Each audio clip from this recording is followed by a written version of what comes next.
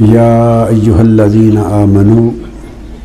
من یرتد منکم عن دینہ فسوف یأتی اللہ بقوم یحبہم ویحبونہ صدق اللہ مولانا العظیم۔ اے ایمان والو، اگر تم میں سے کوئی اپنے دین سے پھر جائے، اور یہ بھی اس میں شامل ہے کہ اگر تم میں سے کوئی اللہ کے ساتھ کیے ہوئے اپنے عہد اور وعدہ سے پھر جائے۔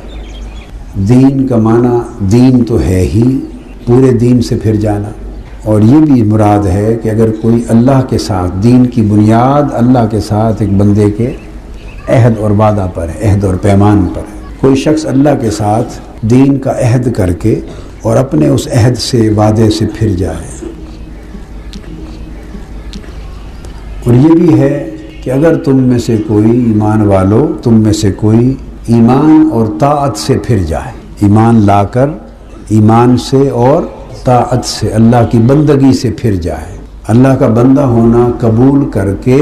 پھر بندگی سے پھر جائے، تو کیا ہوگا؟ فسوف یأتی اللہ بقوم، تو اللہ تعالیٰ بھی پھر ایسے لوگوں کو ہٹا دے گا، اللہ اس سے اپنی نظریں پھیر لے گا۔ جو اللہ سے پھر جائے گا، اللہ اس سے اپنی نظریں پھیر لے گا، اور اللہ تعالیٰ اسے ہٹا کر ایسے لوگوں کو لائے گا،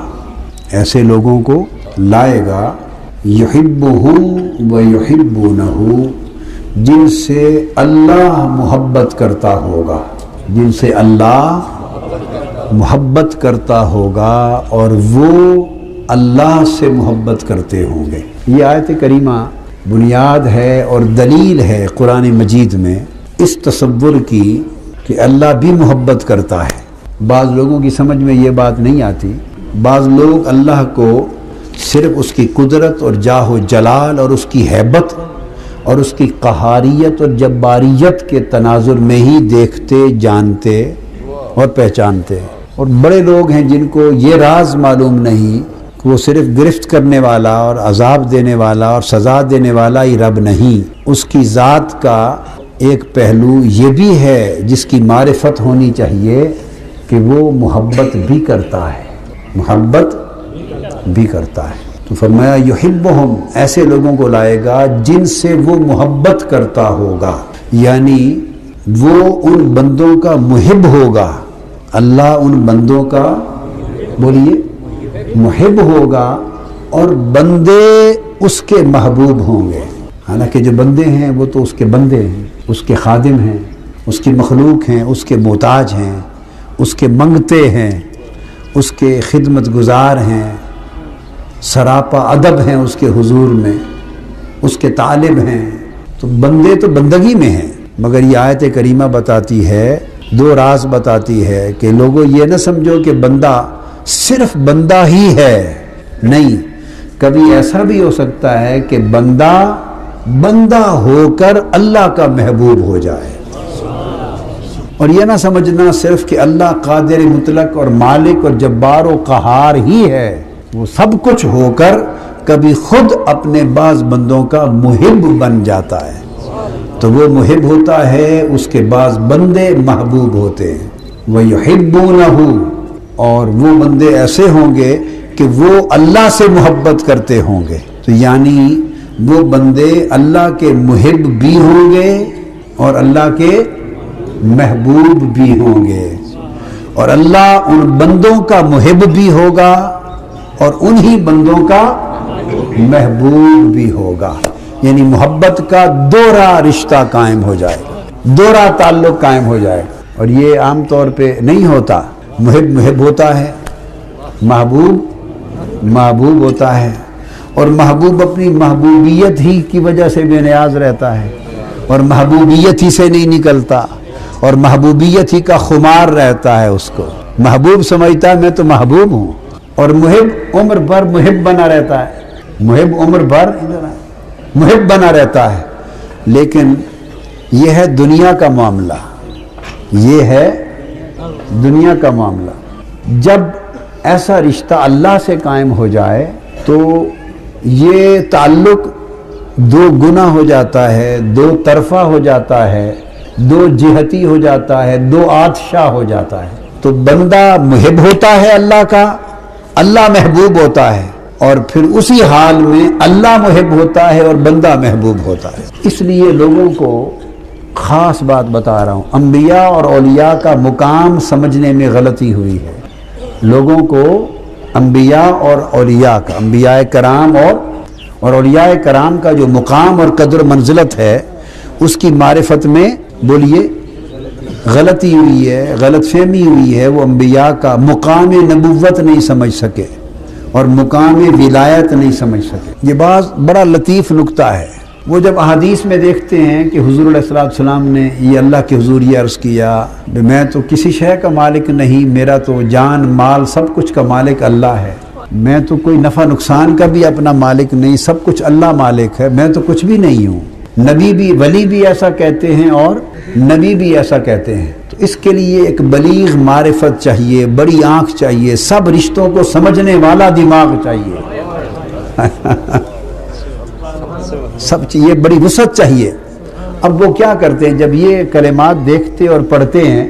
تو اس سے ان کی شان متعین کر لیتے ہیں کہ نبی کی یہ شان ہوتی ہے کہ وہ کچھ بھی نہیں ہوتا، وہ کسی شے کا مالک و مختار نہیں، وہ تو اپنی جان کا نفع نقصان اس کے ہاتھ میں نہیں ہے، امت کے نفع نقصان کا نبی کیا کرے گا۔ اور میں نے کانوں سے سنا ہے، اپنی آنکھوں سے پڑھا ہے، فلاں ولی اللہ نے کہا بھائی میں کچھ نہیں کر سکتا، سب کچھ مالک اللہ ہے، میں تو ایک تنکے سے بھی کمتر ہوں، میں تو ہوں ہی کچھ نہیں، میرے پاس کیا آئے ہو، میں کچھ نہیں دے سکتا، اللہ مالک ہے، سب اللہ کے پاس۔ اولیاء بھی کہتے ہیں، انبیاء بھی کہتے ہیں، حق ہے کہتے ہیں، مگر غلط فہمی کہاں ہوئی ہے؟ غلط فہمی یہ ہوئی ہے کہ انہوں نے اس سے ان کے مقام کو متعین کر لیا، چونکہ انہوں نے صرف ان کو محب کے روپ میں دیکھا، اور ان کو یہ خبر نہیں کہ جب وہ یہ بول رہے ہوتے ہیں اس وقت وہ مقام محبیت پہ کھڑے ہوتے ہیں۔ ہائے ہائے ہائے ہائے ہائے، اس وقت وہ محب ہوتے ہیں، اس وقت وہ محب ہوتے ہیں۔ اور محب کی تعریف یہ ہے کہ محبوب ساری رات کھڑا رکھے تو کھڑا رہے، محبوب دے دے تو لے لے، نہ دے تو شکوہ نہ کرے، محبوب کہے بھئی کچھ نہیں تمہارے لیے چلے جاؤ تو چلا جائے۔ محب کی تعریف یہ ہے، محبت کرنے والا لور، تو اس لور کی محب کی تعریف یہ ہے کہ وہ اس سے پوچھو بھی تمہاری جان، وہ کہتا ہے تو میری تو جان ہی میرے پاس ہے، میں تو وہ بھی سپرد کر چکا ہوں، میری جان کا مالک بھی محبوب ہے، میرا تو سب کچھ انہی کے ہاتھ میں ہے۔ اگر یہ کیفیت اس کی نہ ہو تو وہ محب ہی نہیں بن سکتا، وہ محب ہی نہیں بن سکتا۔ تو ان کو مغالطہ یہ لگا کہ جو کچھ انہوں نے محبیت کے مقام پر کہا ہے اسی سے ان کا مقام متعین کر دیا، اور ان کو یہ خبر نہیں کہ کبھی وہ یہ بولی بولتے ہیں تو وہ محب ہوتے ہیں، اور کبھی آگے آ رہی ہے کبھی وہ بولی بولتا ہے ان کے لیے، یہ اس وقت مقام محبوبیت پہ کھڑے ہوتے ہیں۔ اللہ کا بندہ کبھی بول رہا ہوتا ہے تو اس کا محب ہونے کے ناطے تو اس وقت وہ بولی بولتا ہے جو محب کی شان کے لائق ہے، اور کبھی وہ بندہ محبوب بنا کے بٹھایا گیا ہوتا ہے، تو جب یہ محب ہوتا ہے تو اس وقت ان کی بولی تو سنتے بھی ہو اور سمجھتے بھی ہو۔ کبھی یہ بھی تو دیکھا کرو کہ جب یہ محبوب ہوتا ہے اور وہ محب ہو کر ان کے لیے بولی بولتا ہے، وہ محب ہو کر جب ان کی بات کرتا ہے تو کبھی اس میں بھی کان دھر لیا کرو کہ وہ محب ہو کر ان محبوبوں کے بارے میں کیا کہتا ہے، یہ محب ہو کر اس محبوب کے بارے میں کیا کہتے ہیں۔ یہ ایک رخ ہوتا ہے، اور جب وہ محب بنتا ہے اور انہیں محبوب بنا سنوار کر سجا کر بٹھاتا ہے، محبوب بنا کر بٹھاتا ہے اور خود محب ہوتا ہے، تو پھر وہ مقام محبیت پر ہو کر وہ بولتا ہے، تو پھر کبھی وہ بھی سنا کرو۔ آج سناتا ہوں وہ حدیث، سناتا ہوں، کبھی وہ بولتا ہے محب ہو کر، جب وہ محب ہو کر بولے تو ان کی شان اس وقت متعین ہوتی ہے، اور جب یہ محب ہو کر بولے تو یہ ان کی شان کا نہیں پتہ چل رہا، اس کی شان کا پتہ چلتا ہے۔ ہم نے ڈائریکشن غلط کر دیا ہے۔ کیا ہم نے؟ اگر اللہ کے بندوں کی شان دیکھنی ہو تو ان کلمات سے نہ ناپو جب وہ محب ہو کر بات کرتے ہیں، جب محب ہو کر بولتے ہیں تو اپنی شان نہیں بیان کرتے، محبوب کی شان بیان کرتے ہیں، ان کے بولنے سے اس وقت اللہ کی شان کو سمجھو، اللہ کی شان۔ اور اگر ان کی شان جاننا چاہو تو یہ اپنے منہ سے تھوڑی بتائیں گے، اپنے منہ سے کوئی اپنی شان بتاتا ہے؟ جو بتاتا ہے وہ شان والا ہی نہیں ہے۔ اگر کسی کو اللہ نے کوئی شان دی ہے تو اپنے منہ سے بتاتا پھرے گا؟ بولیے، وہ تو یہی کہے گا نا بھی میں تو کچھ نہیں ہوں، میں تو کیچڑ ہوں، میں تو تنکے سے بھی کمتر ہوں، بے کس و بے بس ہوں، مجھے تو معلوم نہیں دوزخ میں اٹھا کے پھینک دے، معلوم نہیں بخشے نہ بخشے، وہ تو یہ کہے گا۔ اب یہ کو اپنی شان تھوڑی بیان کر رہا ہے، یہ تو اس کی شان بیان کر رہا ہے کہ محبوب کی شان بے نیازی ہے۔ اور اگر ان کی شان جاننا چاہو، ان سے نہ پوچھو، اس کی بولی سنو جب وہ انہیں محبوب بنا کر سامنے بٹھا کر بات کرتا ہے، اس وقت ان کی شان سمجھ لیا کرو۔ تو ہمارا عالم یہ ہے کہ ان عقل کے اندھوں کو الٹا نظر آتا ہے، ان عقل کے اندھوں کو، ہم عقل کے اندھوں کو، بولیے، ہم عقل کے اندھوں کو الٹا نظر آتا ہے، مجنو نظر آتی ہے،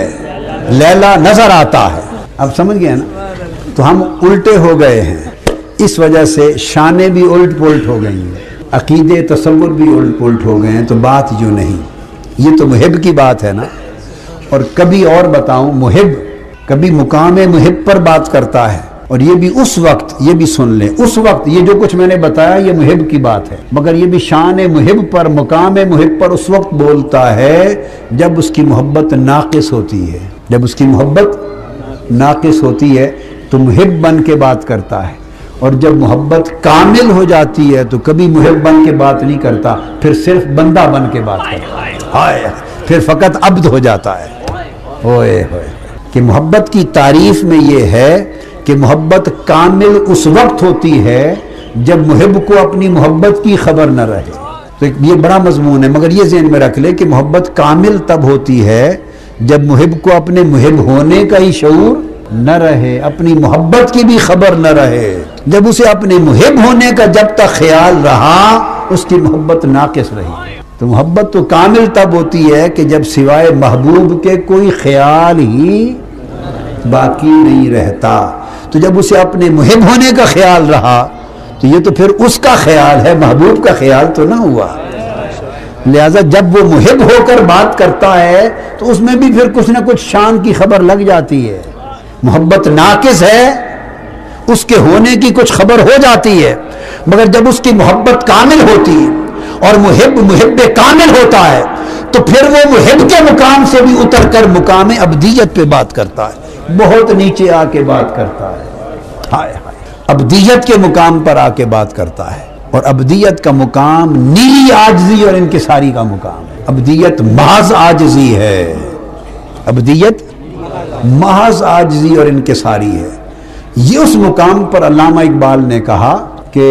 مقام بندگی دے کر نہ لوں شان خدا بندی، متائے بے بہا ہے، متائے